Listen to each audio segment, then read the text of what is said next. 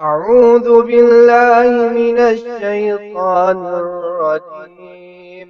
بسم الله الرحمن الرحيم. السلام علیکم ورحمۃ اللہ۔ اس دور میں تبلیغ افضل ہے یا جہاد؟ دونوں ہی افضل ہے میرے بھائی، دونوں کے بغیر کوئی چارہ نہیں۔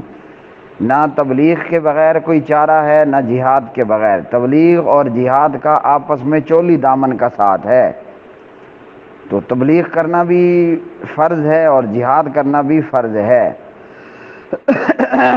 اعوذ باللہ من الشیطان الرجیم۔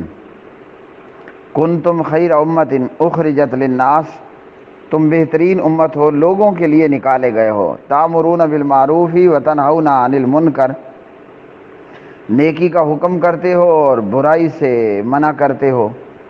تو یہ تو ہو گئی تبلیغ کے حوالے سے۔ باقی جہاد کے حوالے سے قرآن پورے کا پورا بھرا پڑا ہے۔ کہیں پر تو فرمایا کتب علیکم القتال، کہیں پر فرمایا یا ایھا الذین آمنوا قاتلوا الذین یلونکم من الکفار وجاہدوا فی اللہ حق جہادی، اور اس طرح کی دیگر بہت ساری آیات۔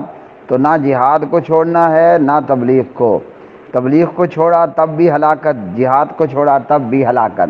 صرف اتنا یاد ضرور رکھیں، تبلیغ میں قرآن اور حدیث کی جو ہے وہ تبلیغ کی جائے گی، اور اسلام اور شریعت محمدیہ صلی اللہ علیہ وسلم کی طرف بلایا جائے گا۔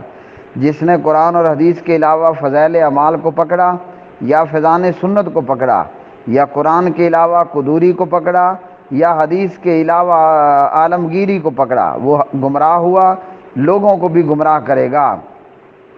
اور جس نے جہاد میں کافر حربی کافروں کو مارنے کی بجائے مسلمانوں کو مارا، چاہے پاک آرمی کو مارا یا پاک ایف سی کو مارا یا دنیا بھر میں موجود کسی بھی مسلمان آرمی کو اور مسلمانوں کو مارا، تو یہ جہاد نہیں ہوگا، یہ فساد ہوگا، یہ جہاد نہیں ہوگا، یہ دہشت گردی ہوگی۔